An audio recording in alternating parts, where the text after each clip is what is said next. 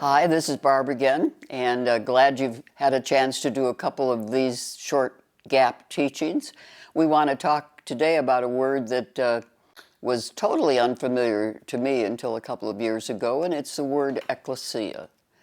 Ekklesia is the word that Jesus used when he talked about what we call church. In other words, Jesus never used the word church. He always used the word ekklesia. And ekklesia is a Greek word that the Romans used, and it was a word that when Jesus was walking around, everybody knew what that word meant. Just give you an example, for instance, when the Romans came to town and took it over, they would bring in their ekklesia, and before you know it, the town started to look like Rome. It went along according to their rules, their dietary things changed, everything changed about the town. But what the ekklesia was a governing authority that the Romans had set in. A governing authority. They met and made decisions. They met at the gates of the city and made decisions for the city. In fact, some of the meetings were compulsory for everybody in the city to go to and meet with the ekklesia. So, what happened when Jesus took that little band of men over to Caesar Philippi? He stood, you know, at what was called, and still is called, the gates of Hades. It's a place where there were child sacrifices, all kind of sexual orgies going on. Not the place that a bunch of nice Jewish guys would ordinarily show up, right? But Jesus took them way out of their way to be at that place when he asked them, "Who do they say I am?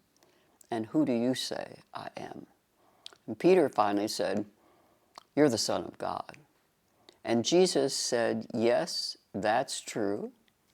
And he said, "On that rock, I will build my ekklesia, and the gates of Hades will not prevail against it." So he was building a governing authority.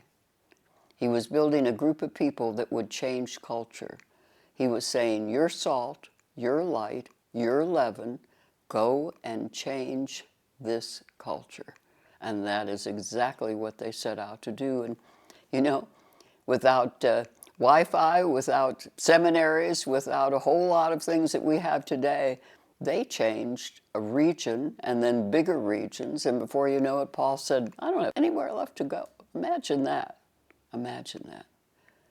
So, an ekklesia is what Jesus meant to build, not a building, not a group that would huddle inside someplace, but a group of people that knew who they were and knew they had a purpose to change existing society so that everyone in their area would be touched by the love of Jesus.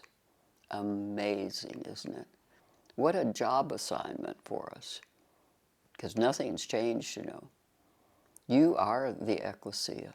The other thing that Jesus went on to say was, "I'm going to give you tools to use as that ekklesia."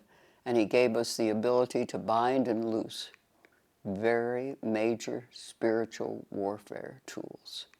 So we want to dig deeper about those things, because we know that today he needs people who are walking in their authority, who understand who they are, who go out saying, "Okay, Jesus, what do you want me to do today? What's my job assignment?" And they're willing to go boldly and courageously, with joy and with peace, into those assignments as his ekklesia. And remember, the gates of Hades will not prevail against you.